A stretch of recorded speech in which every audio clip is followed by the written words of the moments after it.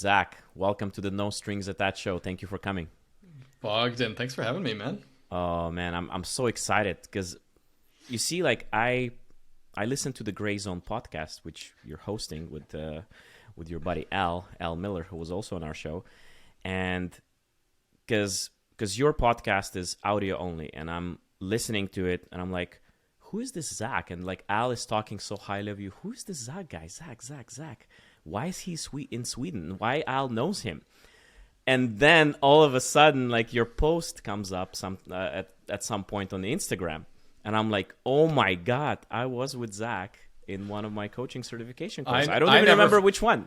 I never forgot you, Bogdan, so I don't know what that says about us. But that's a rocky start. but I was doing the math this morning. But I think it's almost 10 years that we've known each other technically. Yeah, because it was the Coach 2. Coach 2. Okay, that's what it was. Oh my god. So listen, we have a lot of catching up to do because it's been, like you said, 10 years. And tell me a little bit maybe about your coaching. How did you start? And then we'll fill in the blanks. I'll fill in the blanks. What I know and what I don't know. Yeah, I mean, I can give you the short version, and then you can see where there's anything that might be interesting, because a lot of it isn't. But no, I mean, I grew up in Montreal and played tennis there. I started competing quite late. Didn't start competing till I was 12. And I was like a totally average provincial junior. I did okay.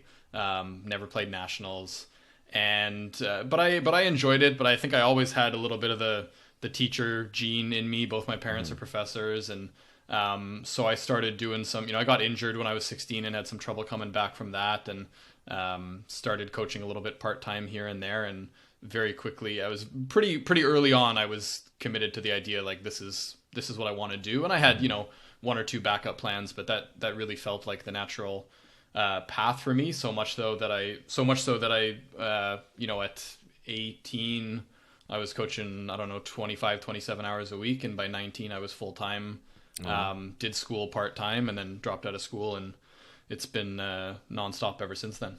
Did you drop out of school because of tennis? Because you wanted to pursue tennis, or? Yeah, I mean, I was in Quebec, right? So you do high school until you're 17, and then you do cégep when you're 17, 18, or something along those lines. And so I completed all that and was coaching part-time while I was going through that. And then I decided I would try university part-time just to say that I had done it, and to see if somehow it all of a sudden, and at the same time I would coach full-time, and then maybe I would realize, I'm burnt out, this isn't for me. So I that was a kind of transition where I gave that a shot. But after that year, I was more convinced than ever that I wanted to be coaching as a profession and doing it full time, and so I dropped out after that. So 10 years ago, when we were in Coach 2, you were remind me, because were you still in Montreal? Because I remember you just moved, or at the end of the course you just applied. You got the position with Larry, in BC. Yeah, good memory. Yeah, it was, I think, before the last regrouping. That's right. I moved out to BC. Yeah. Okay. So I was coaching in Montreal for most of the Coach 2, and then moved out to BC towards the end. Why did you decide to move to BC?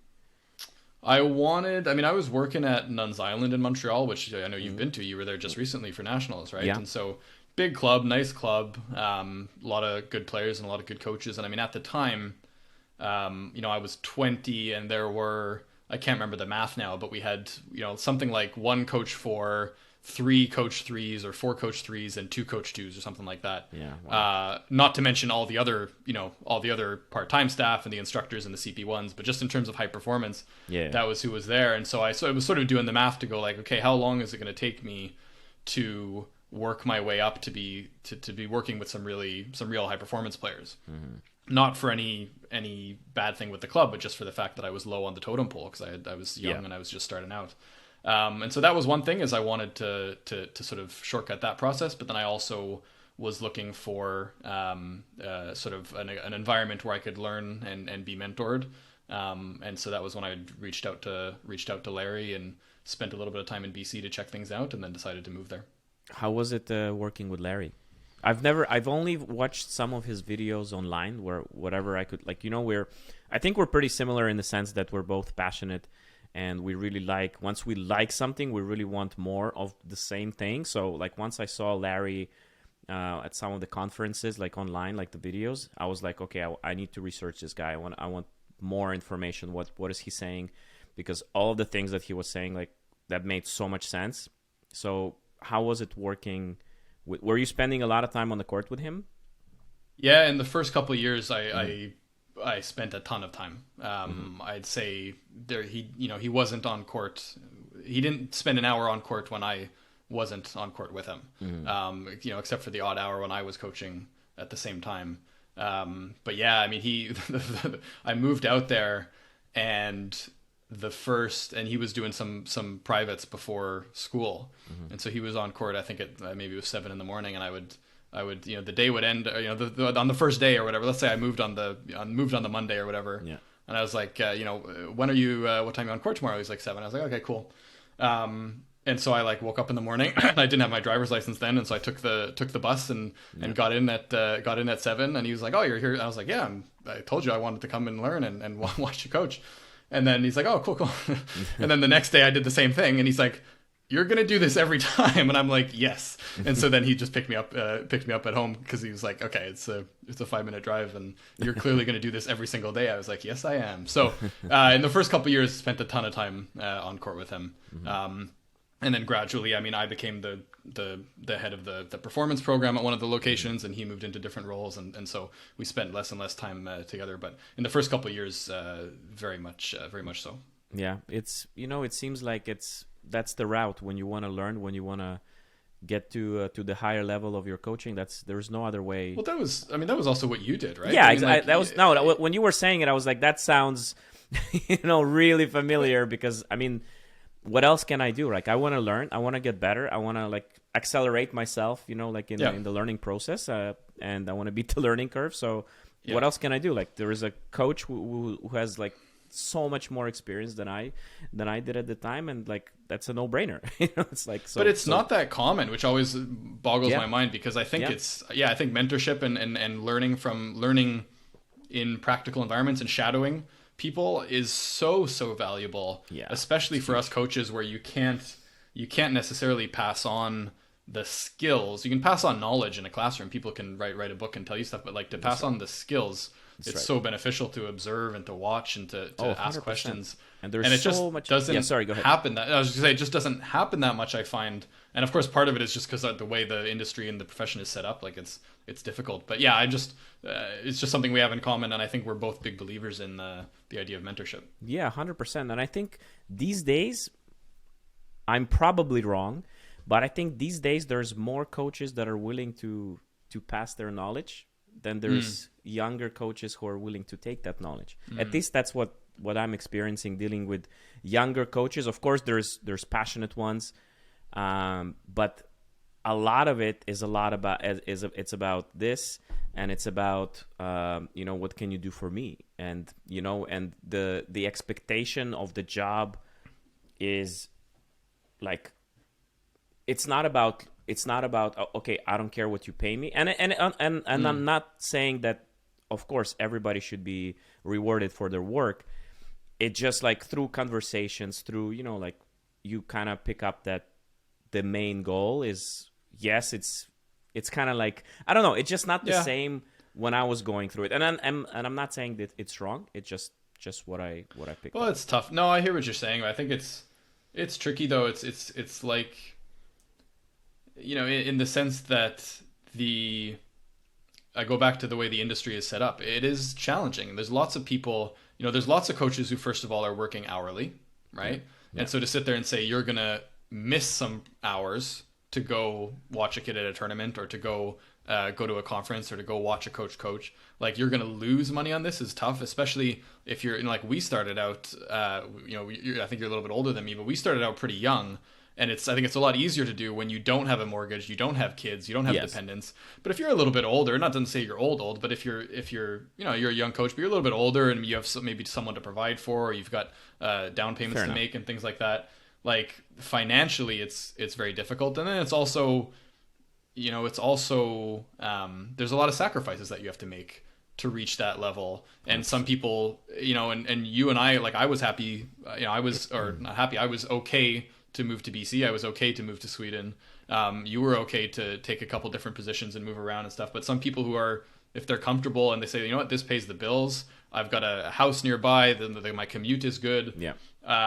Like you said, there's nothing wrong with that. But I think we do need to look as an industry into ways that we can make it a little bit more affordable and more viable for people to learn from others, because you shouldn't be stopped by things like that. Yeah, I agree. But still, I believe that people who really want it, they find a way. And just like it applies to players that we coach, it applies to coaches.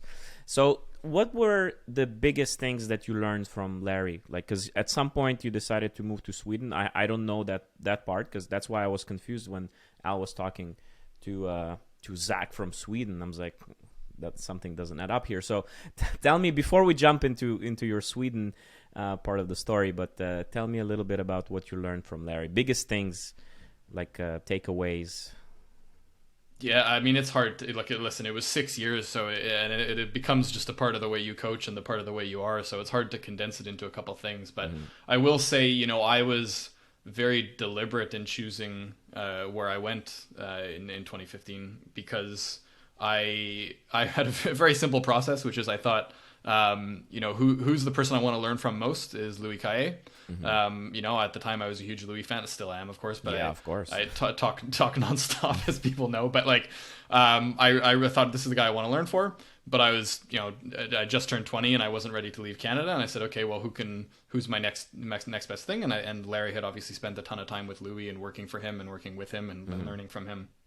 And so I thought, okay, that's what I'll do. And so I would say, in terms of theoretical knowledge, I learned a ton in terms of Louis, the actions method and everything that Louis knew that he had passed on to Larry.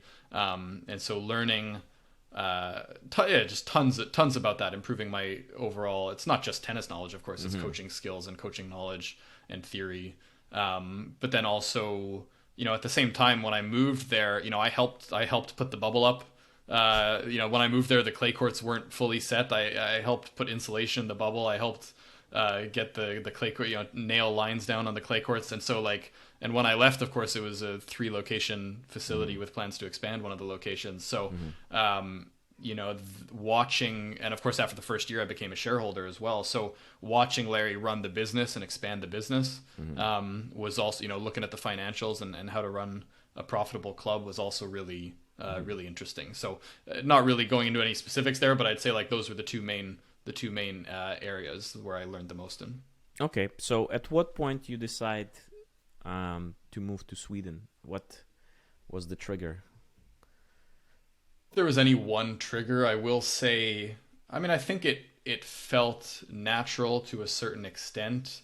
Perhaps the pandemic may have accelerated it a little bit. It was tough with, in BC it was okay, but it was still a challenge with kids being able to compete, and for such a long period of time without competition. We were able to train as much as we could, but still not easy. But honestly, it just felt like a natural progression in my career. I felt like I wanted to see European tennis, not necessarily because European tennis is better, but just because I felt very comfortable with the Canadian scene. Of course, I haven't been to every club and seen every coach, but I understood the structure and I understood the culture, and I knew which programs in different provinces and things like that. So, and then I don't, there's the US is so big and it's hit or miss, and there's good places and bad places, and I'm not sure I'd ever feel really comfortable living in the States. And so I wanted to see what European tennis had to offer. I wanted to gain some experience internationally. I wanted to do more traveling.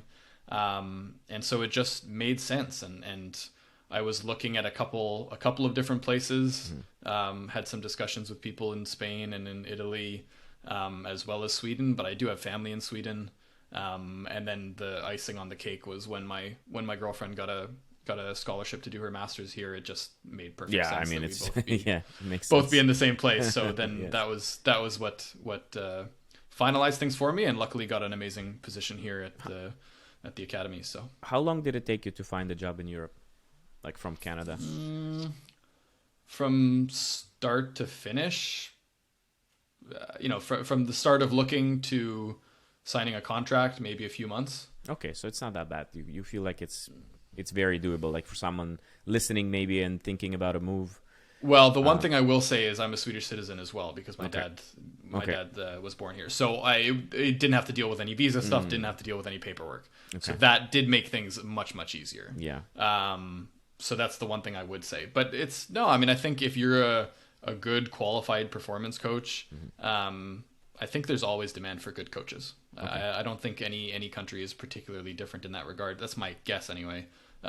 There's always a demand for good coaches. You just have to, I think you have to be smart about who you ask and your networking and evaluating what's a good opportunity and what isn't. But I think there's always demand. Fair enough. And how long ago did you move? I moved in September of 2021, so about a year and a half ago. Okay. So August. What am I saying? August of 2021. Okay.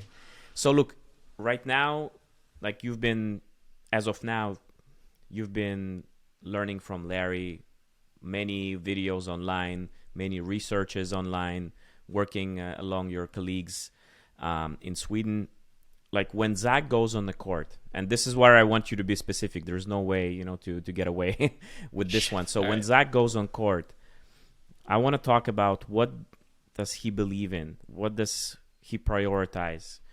So maybe talk a little bit about, because you obviously when you learn, you're copying what you see other successful coaches do, but then at some point you start to come up with your own little something, and that little something grows into something bigger, and then you have your philosophy and your established values and the way you prefer coaching.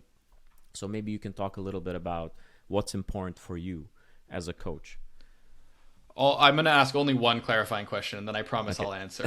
Okay. Do you want me to go in the direction of what's important to me in terms of tennis? So like these are the things that I develop, or these are the drills that I do? We'll talk about everything, but you can start with tennis. Okay. I didn't know, because we can go more broad and big picture and talk about leadership and stuff. Big picture in terms of tennis for me anyway. Tempo, or what I used to call speed of execution, is fundamental for me. Very, very, very important. Loosely put, the way I look at it and the way I always explain it to people is, if you look at a player who's 100 ATP and a player who's 500 ATP, they'll all be able to do the same skills, right? So they can hit a kick serve, they can hit a backhand slice, they can hit a short angle cross, they can do all these things. There might be little differences. One player is able to put the ball in 80% of the time, the other one is 60% of the time. There might be little weaknesses and things here and there, but generally speaking, they can all do the same things. The difference is in the speed of execution, the tempo at which they can execute these skills, right? I'm also confident that I can hit all the same skills that an under 18 international level player can hit. I can hit all those same shots. They can just do it much faster tempo, right? And so I can rally and play points and stuff at a certain tempo, right? Probably up to under 14, under 16 international level, and then it gets a little bit higher, and I start to break down. I start to miss too much. So beyond, of course, when you're talking about developing younger kids or kids that who are at an earlier stage of development, you need to be building those skills, right? They need to have that foundation and have clean strokes and be able to manipulate the ball. But once they can do that, I'm a big believer that your job as a coach anyway is to increase the tempo at which they can execute those skills. So push the tempo and see where it breaks down, and then address that, and push the tempo and see where it breaks down, and then address that. So a big part of my training, I would say, revolves around tempo, right? Pushing the players to do the same things they can do, but do them faster. And before we get into this any further, let's clarify for somebody who's listening, and correct me if I'm wrong. You're working primarily with older players right now. Yep. So who already have, established technique. They already have all those skills that we're just talking about. So just for anybody's listening, just to avoid any confusion, we're talking about players who already have, a very solid base upon Zack will be improving and adding that tempo. So it's not like your 10-year-old who's still lacking, certain skills, and we're trying to do it faster, just to avoid any confusion. No, that's a super important clarification. Yeah, I'd say, you summed it up perfectly. So that's a big part of my training, I would say. I would also say that I'm everything that I do is revolved around, pardon me, everything that I do is revolved around how can you either hold more service games or break more in return games. Everything is about that, because at the end of the day, we know that, you don't have to win more points to win the match. Yeah. Of course, you have to win more sets, but we also know that you can have better first serve percentage and lose. You can have better second serve points won and lose. You can have better all these things and lose, right? The end of the day, what decides the winner is who wins more sets, right? And winning sets is about holding and breaking serve. And so everything that I do is about how can you hold more and how can you break more. And so I'm always looking at players' stats, essentially. How are they holding? How are they breaking? And then a level down from that, how are their first serve points? How are their second serve points? How are their return of first serve points? How are their return of second serve points? So you're looking at patterns. You're looking at well, I'm looking where first are of all they serving? Like, what are you looking at? Like, can you elaborate that, please? Yeah. So first of all, I'm looking at the numbers and seeing what's reasonable. Are they on track? Because in some areas they might be winning all the return of first serve points they need to win for what's realistic. You're not going to be better than Djokovic, but maybe not enough return of second serve points. And so then once I know where I'm looking at, then it's a question of looking first of all at the consistency of that shot. Right? It's all about consistency and quality. If you want to talk more things about more things that I believe, everything's about consistency and quality, right? In every situation, every skill is about consistency and quality. So what do I mean by that? So if you get an attacking shot, right? The two things that determine how good your attacking shot is are how consistent is it? So how often are you missing it? How often are you making it? And how good is the shot? Right? The pace, the spin, the placement, the depth, however you want to define quality. Yeah. It's about how much damage you can do and how consistent you are in that shot. And so when I look at those starts of the point, I'm looking at, let's say it's return of second serve. I'm looking at how often are you missing the return or how often are you making it, right? And if that number is on track, right? It's at the right level, then I'm looking at the quality of that shot, right? And then I'm also looking at the consistency and quality of the next ball after that. So the return +1, the serve +1. So that's essentially the framework that I use. It's not the only framework, but it's a big part of the way I look at what we're working on court is where are the areas that could be better? And then I'm looking at, is it because you're missing too much that it could be better? Or do you need to make more? Let's frame it more positively. Do you need to make more balls? Or is it that you need to do more damage? And then we look and see, like you said, okay, maybe it's a question of patterns. Maybe it's a question of you need to be taking it earlier. You need to be playing more to the back end or whatever. Or maybe it's a technical thing, or of course it could be a mental or a physical thing. But then we start to look into that. But it starts with understanding what's the situation we're in. I wouldn't call it a pattern necessarily, but what's the situation that we're in? And what is the area that needs to get better? Okay, that makes sense. And, the more I talk to coaches, and obviously experienced coaches what separates them is they have a very simple structure, like on the outside. Like it's like if you look at, like you just said, well, I'm just looking at, like I want my players to hold more serves, break other opponent's serves. So it's very simple. And then under this layer, there is like another layer. Well, I'm looking at consistency and quality. And then, and then it's kind of like it becomes this onion, where it's like it's so many layers. And I think that's why you're successful in what you're doing, because you're able to simplify. No, but it's true. But you're able to simplify it. And when I was working with my mentor, Andre Labelle, I remember he said something along the lines, not exact quote, but something like if you have to explain it too much, you don't understand what you're talking about.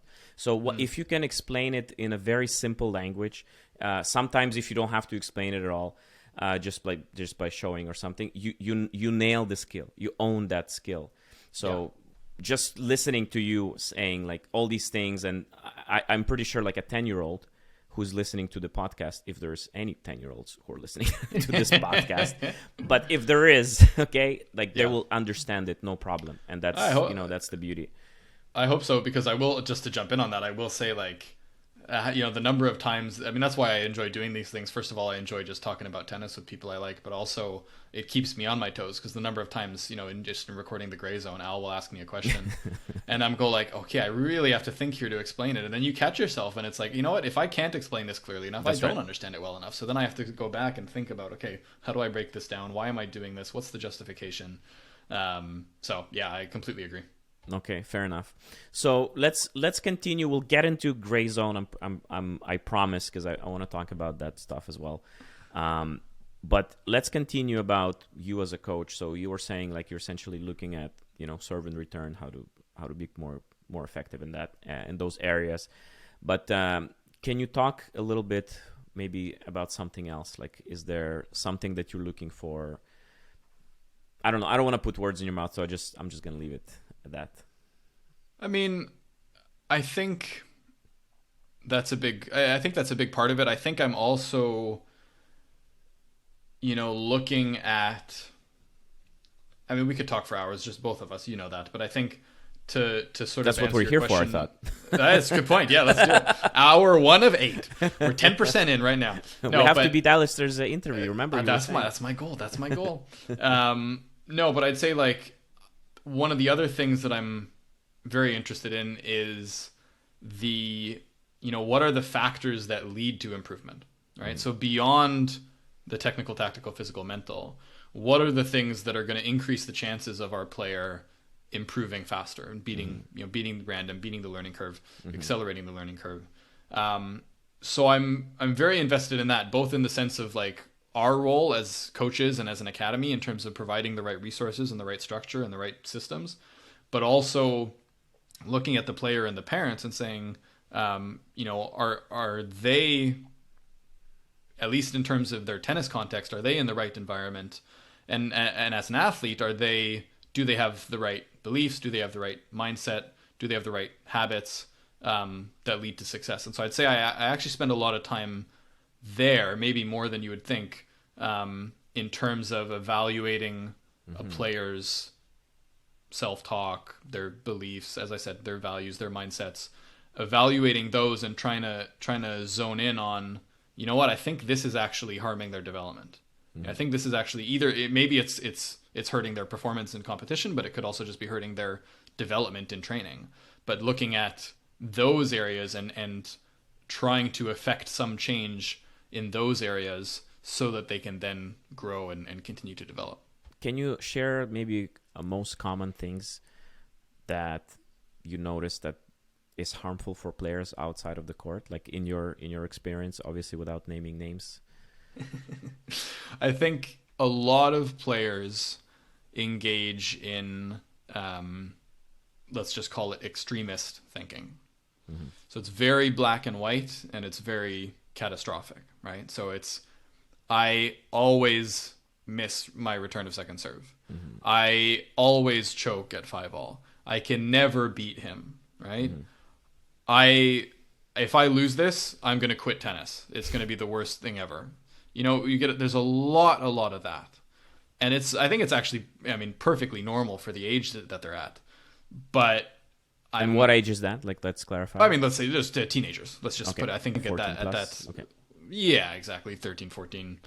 By the time you're, by the time you're older, if you still have that way of thinking, I think it definitely is holding you back, but certainly at a younger age is normal. But, and I'm big on the phrase, I was just talking about it today, but the phrase specific and realistic. Like, I think your self-talk and the things that you feed back to yourself should be as often as possible specific and realistic, right? Yeah. So instead of I always miss my return of second serve, it's, today I was struggling with my backhand return of second serve. It's way more specific. It's way more realistic. Or, instead of... And it's not as detrimental, like it's...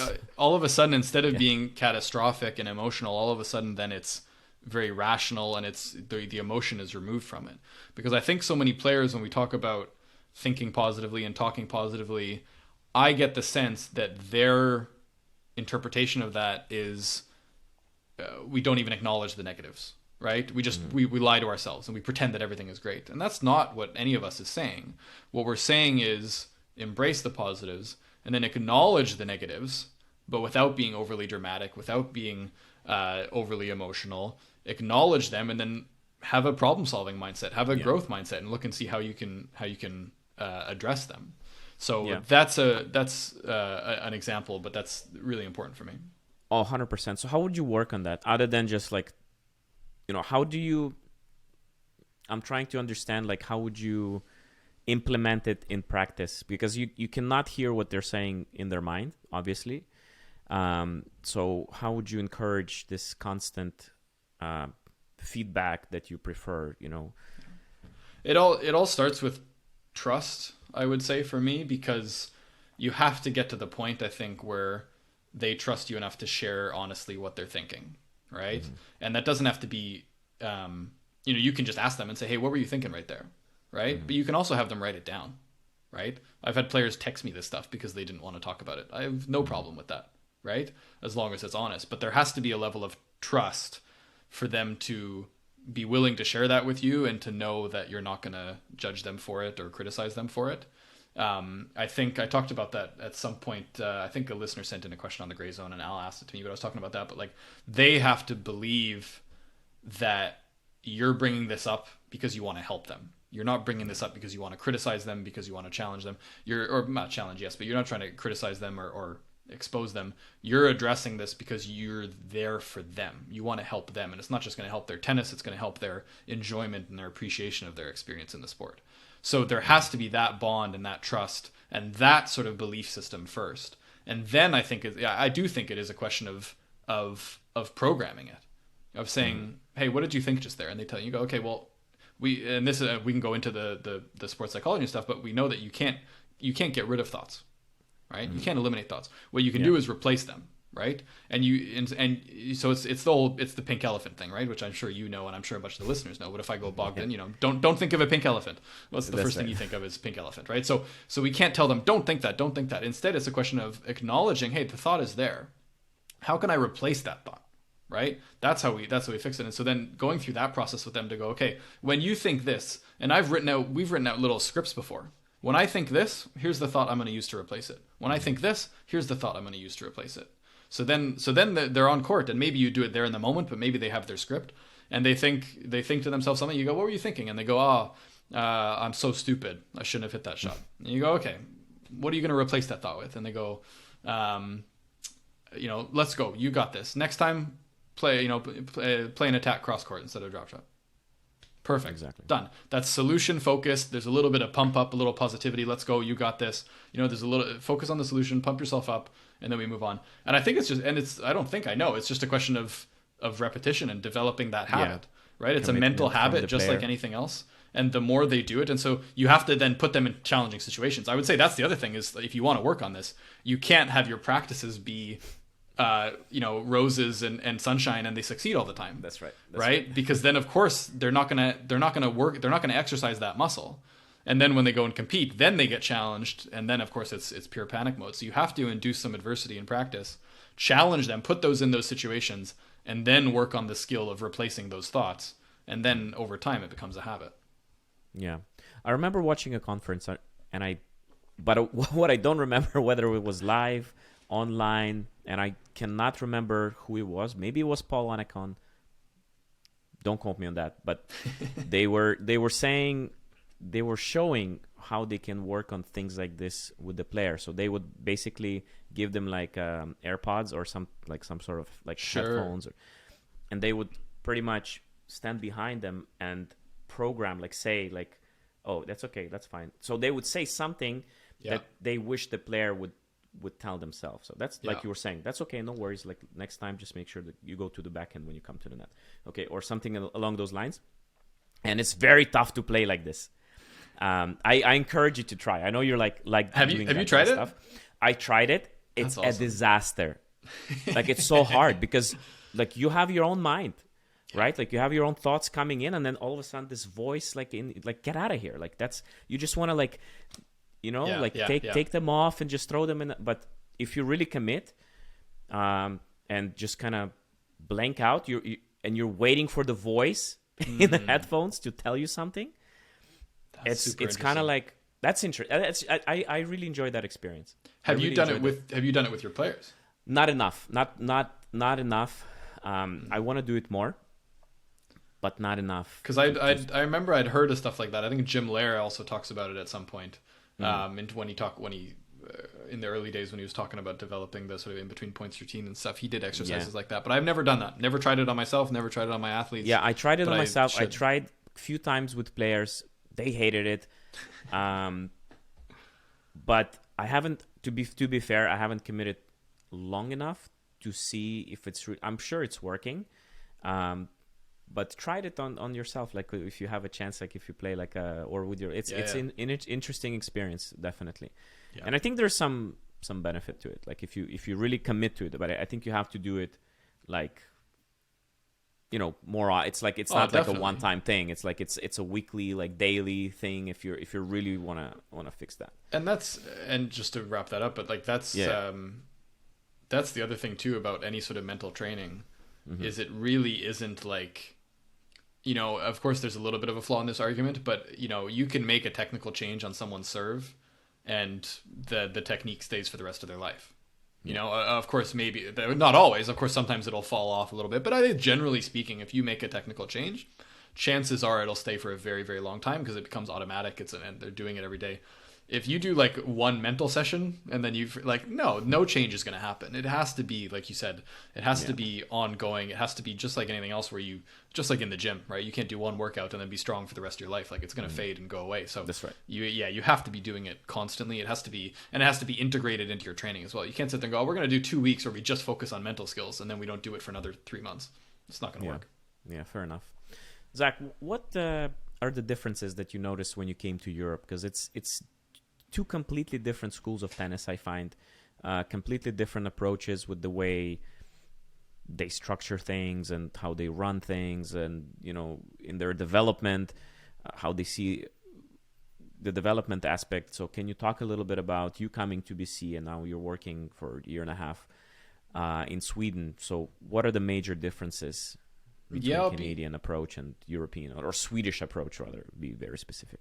Yeah, I'll be interested to compare your notes because you've obviously been around a lot and traveled in Europe. So it'd be interesting to hear. I don't think I can totally... Oh, this is bad radio. I'm about to sneeze. Oh, that's okay. Not. We're still going to leave it. There we go. Yeah, exactly. No editing on the No Strings Attached No show. Editing, exactly. But I'm not sure I can speak to all of Europe, but as you said, I can definitely talk about Sweden. There's a couple things that are very noticeable. The first, or one of them anyway, is that children are generally given much more autonomy by their parents. And there's a lot of positives to that. You know, I thought it was so funny when I first arrived and started traveling, you know, and my experience, and maybe this is just me, but I don't think so. My experience of Canadian, traveling with Canadian athletes was very much like, you know, we meet at the airport at this time. We're going to be at this gate. All the parents will be there to make sure that the coach is there with the kids. They'll say goodbye. You all go through security together. You stay as a team. And I arrived in Sweden, and it was like, all right, I'll see you at the gate. Like the kids, the kids get to the airport on their own. The kids go through security on their own. They walk to the gate, and then I see them there. And of course, not all of them are like that, but there were plenty who were just like, yeah, that's the way we do things. We'll just meet up at the gate. And so there's a lot of positives in the sense that the kids are, I would say, generally a little bit more mature, and certainly maybe a little bit better equipped to handle things like traveling because they've been given so much autonomy by their parents. The downside of that is that I think the culture sometimes errs a little too much on the side of, I was going to say I'll be careful how I phrase this, but I hope anyone listening to this knows the spirit in which I mean it. But it errs a little bit too much on the side of giving the child choices when it comes to their own tennis development. And that sounds really terrible now that I said it. What I want to be clear about is that there's certain things where the coach has to be in charge, right? Okay. As coaches, we are in theory the experts. We have the experience. Sometimes you have to make decisions that the child is not going to necessarily want to do at first impression. Yeah. That doesn't mean we don't give them the opportunity to make decisions for their own tennis. It is their tennis. It is their journey. I want to be very clear about that. But there are moments when the coach, in my opinion, should be the one to say, this is the way we're going to do things. Because that's why you're paying me. You're not paying me to feed balls. You're not paying me to babysit.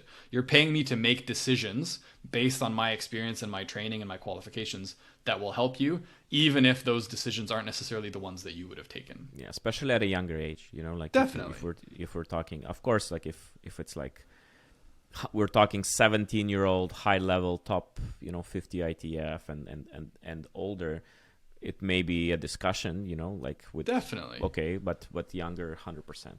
It is, and this is the most shameless plug of all time, but it's the gray zone. It's all it's not black and white, of course, but it's about the balance that you find. And I think sometimes the culture in tennis, I can't speak for other sports, but in tennis in Sweden, I think sometimes goes a little bit too much on that side. And so then what ends up happening is the kids are deciding how much they're going to practice. I don't feel like practicing. I don't want to go to that tournament, or I do want to do this. I'm going to do that. And so I think that's harmful. But that's one major thing that I would say I've is a big difference between Sweden and Canada. The other thing is the competition structure.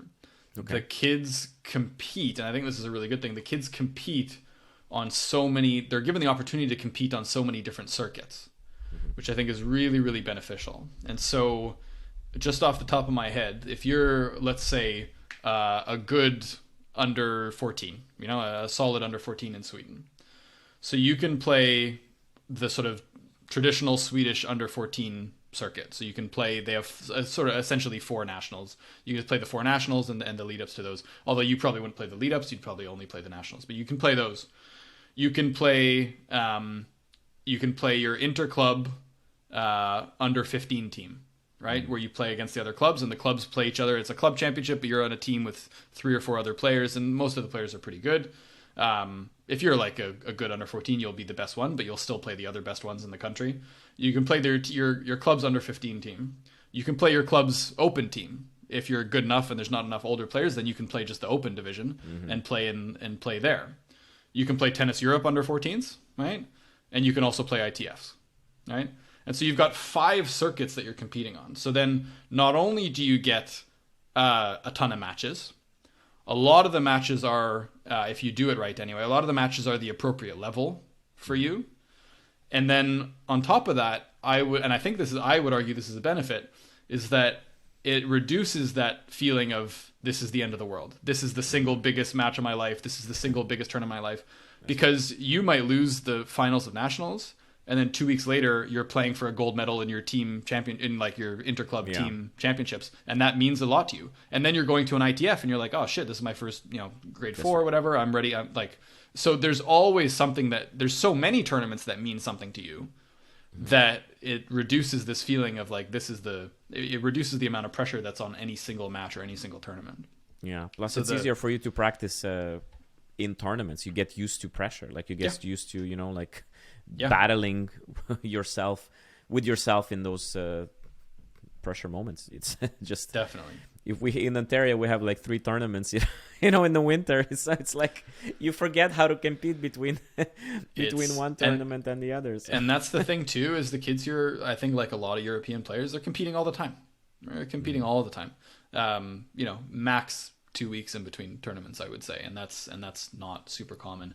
But you can get away with that because if you're playing an ITF in Denmark, if you lose on the Wednesday, you can be on a plane you're home by Wednesday evening, because it's so near, it's so close and that's so cheap, and then you're practicing on Thursday, right? Yeah. If you're playing your team's interclub stuff, you're competing maybe Friday, Saturday, Sunday or something like that. You're back to training. On Monday. So they're competing almost every week or certainly every 2 weeks, but it doesn't necessarily impede their training. Yeah. Okay. That's interesting. Anything, any differences on court specifically, like when they go on court, how they train, I don't know, like the structure or... It's hard to say. I mean, I've been to a handful of clubs in Sweden, but just with the men's team competing, so I haven't gotten the chance to see a lot of people coach. I would say, I guess I don't have to be worried about offending anyone. I would say that like the state of Swedish coach education is quite poor. It's pretty low level. I mean, we know how good we have it in Canada. The coach ed is really high quality, and Sweden definitely hasn't gotten there yet. So. I mean, I'm lucky to work in a great environment with extremely passionate and just experienced and smart and qualified coaches. But there's lots of coaches like that in Sweden. But I'd say if I go around, I'd say that the standard of coaching is not super high. And then the other challenge is that, it's already a small country, right? tennis, small sport. So there is a challenge to get, like we talked about at the start of the podcast, to get passionate, committed young coaches into the industry. So that doesn't really go as to the on-court stuff necessarily, but I also just don't feel super qualified to talk about it. I guess the one thing I would say is, like, I think from what I've been able to see, I think that, you know, in Canada it's a little bit the influence of Louis, where Louis is such an excellent coach, but he really, I think, revolutionized certainly the way people think about technique and teaching technique. And that's not to say that that's all he does. I want to be very clear, but he certainly had such a big impact on that I think sometimes in Canada we get really into the technical side of things, and I've done that too. And I'd say that in Sweden, and I would guess that it's the case in the rest of Europe as well, or certainly parts of Europe, you know, it's a little bit more focused on effectiveness. What is the ball doing? How can we make the ball do what we want to do? And there's good and bad to that, right? But I would say that generally speaking, the on-court work is a little bit less technical and more focused on the outcome of the ball. So it doesn't mean it's tactical necessarily, but just focused on, can we make the ball do this? Can we make the ball do that? From a young age, or like from what age? Even from a young age. Yeah. Even like, and I think there's, like and I do think, yeah, definitely. Not to say that they don't do technique, of course, right? But I was having this discussion today or yesterday at lunch with some of the coaches. I actually think there is a benefit to that. And again, you have to find the sweet spot, but there's, you know, I think when done right, a lot of the players then come out being able to control the ball really well, manipulate the ball really well. They can increase speed, decrease speed, add spin, take away spin, change direction. They can control the ball really well. Pardon me. And they might have some technical flaws, but they're not flaws that can't be changed at some point in the future. Yeah. And so I think it's really important to distinguish, I guess, between fundamentals, where we say, like, you have to have this. We want to get this set as early as possible because you can't be good without it. Versus to say, this is optimal technique. But I think sometimes I'll say right away, I've done this, and won't speak for anyone else, but I did this in Canada, was at times focusing too much on giving young kids the optimal technique. And then they actually spend less time learning to just hit the ball. It's coordination, really. Learning to hit the ball and manipulate the ball. Whereas I think when done right here, the players develop that coordination, that ability to control the ball. They still have a few technical fundamentals, good timing, good balance, good rhythm. And they might have a few flaws here and there, but they're not things that can't be fixed when they're a little bit older. When the time is right, when it's breaking down in a match, you sit there and say, okay, now we're going to spend a couple hours fixing this, and that can be done. You look at Djokovic and Nadal, you know, those guys coming on tour, look at their serves, right? There were technical flaws there. They weren't technically perfect, but they had what? They had good fundamentals, good timing, good balance, good rhythm, and they could do whatever they wanted with the ball, right? Then they optimized their technique when they needed to do it, right? But if potentially, I mean, this is a silly argument to make with two of the greatest players of all time, but if someone had spent more time with them earlier on, changing their technique, that's fewer hours that they would have spent learning to manipulate the ball in various ways. I don't think it would have made a difference for their tennis because they're so good. But I mean, for the rest of our players, maybe it would.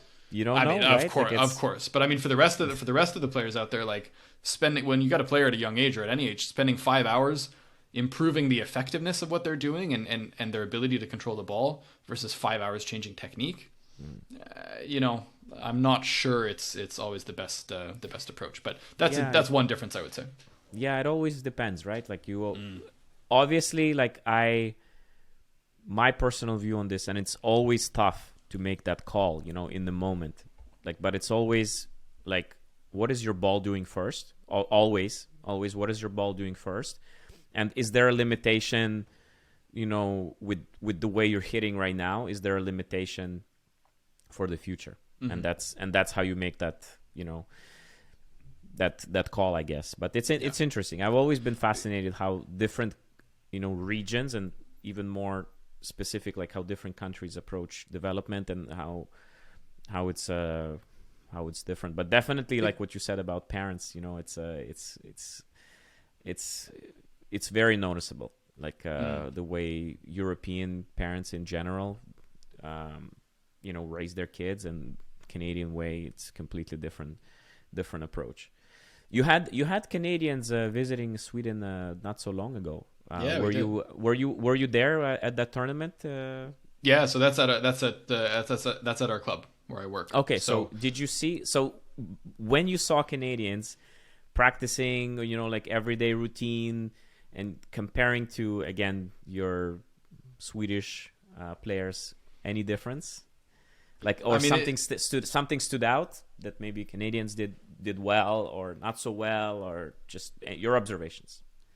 Yeah, it's hard to say. I mean, there's a lot of kids at the tournament there, and I was coaching one player playing the tournament, so I was busy with her, and so I got to spend a little bit of time with Hugo and Laura and the kids, but didn't get to see them every day.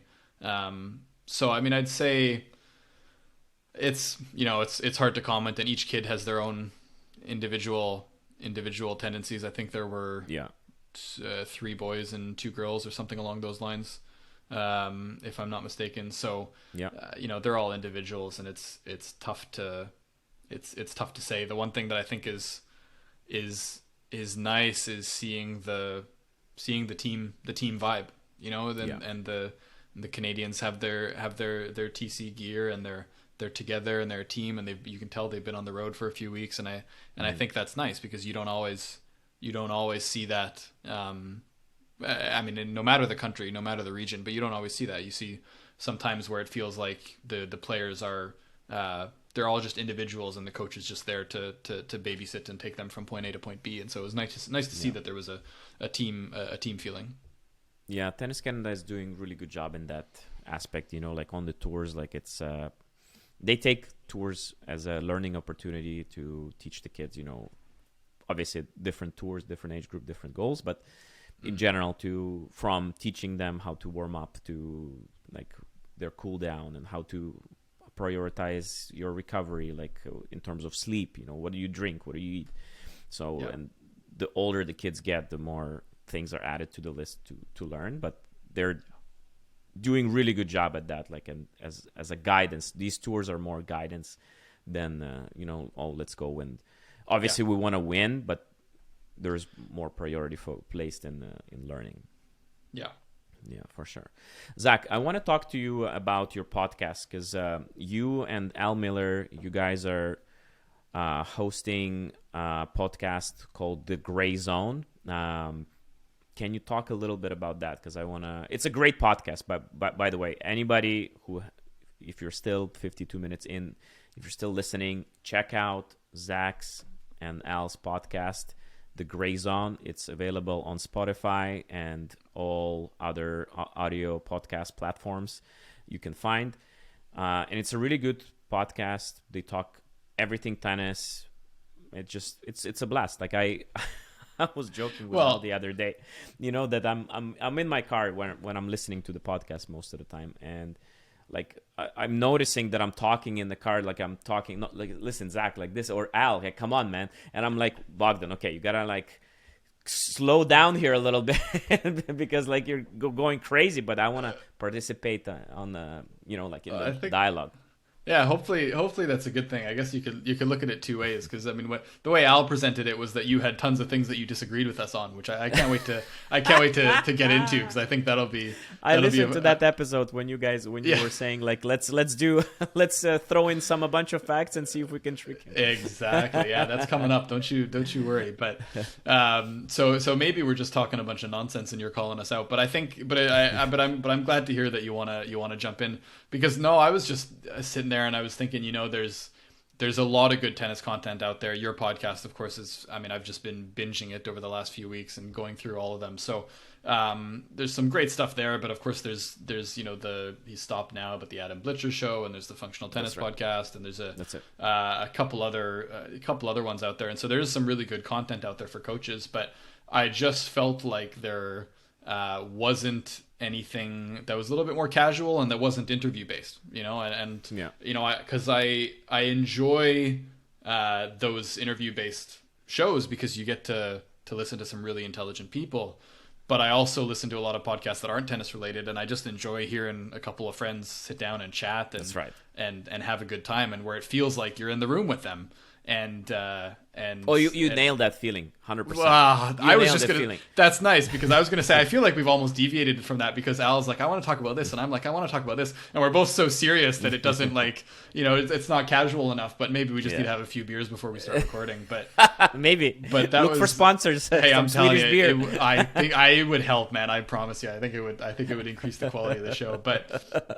But that was the vision. Was I said to Al, and I've said this a few times since then. I said I want this to be like when you go to the bar after a long day at nationals, or you're at a tournament and the kids have gone home with their parents, and you saw a coach at the tournament, and you head out to the bar, you head out to the restaurant, and you're sitting down and you're just talking tennis and having a good time. And so that was the vibe I wanted. No big, not to say that we won't have guests on, but no big interviews, nothing formal. And as you can tell, I mean, I stuck with that maybe a little too much at the very start. I mean, Al was like, "Come on, man, we got to get a proper intro here." Al set up a website and an Instagram page and everything. So, because I just wanted it to be casual and two guys having a good time talking tennis. So that was the goal. That's great. No, that's awesome. And honestly, like every week, I'm waiting for your conversations, for new episodes, and you and guys. 3 other people, Bogdan. So well, to make it 4 people and more, like, guys, if you're still haven't subscribed and haven't followed them, please do, because it's a great show. Zach, I want to say big thank you for coming out today. I had a blast. We had a great chat, and I know it's not easy to find time for things like this. With everything that's going on, the time difference, of course, you being in Sweden, but I had a blast. I learned a lot, and I enjoyed our conversation. Yeah, I appreciate you taking the time. It's single-handedly the biggest pain in the butt in living in Europe is people asking you, "What time is it over there? Can you do this time?" And I'm like, "No, I'll be fast asleep at that time. I'm 6 hours ahead of you. I'm 9 hours ahead of you." So finding times to do things like this is almost always a challenge. But I appreciate you making the time and having me on. I didn't even come close to Al's episode length. This is we talked about it. I'm gonna have to sit down and reflect on my own performance here. This is disappointing, but well, we'll just have to. Bogdan, what's your favorite food? Come on, give me some. Start talking. We gotta pad this out. Listen, though, he cheated. Like we talked before the show. Like he started asking questions about me. I was like, what the hell? That's typical. Al. So we'll have to just deduct the time that he talked about me, and then that's fair. We'll compare. I think that's fair. My episode's longer than Fred Fontaine's, although he's maybe a little bit more important than me. But that's he's a little bit busier, like he was. Yeah, potentially. Yeah, that was a great conversation too. Anyway, but stop the next conversation, Zach, the next conversation though is going to be with you, Al, and myself, and we're going to have a little trio. We're going to have a fight. We're going to have an argument. Yeah, it's going to get nasty. Get ready. That's it. And there's swearing on our show, so get ready for it. That's fine. We can swear. You didn't know that? I should have. Oh fuck! 57 minutes in, and I've been holding back. Damn it's okay. We're gonna do another one, man. Just edit a few in there. Just sprinkle them in throughout when you do the editing. All right, Zach. Enjoy your day, man. Thanks, man. Take care.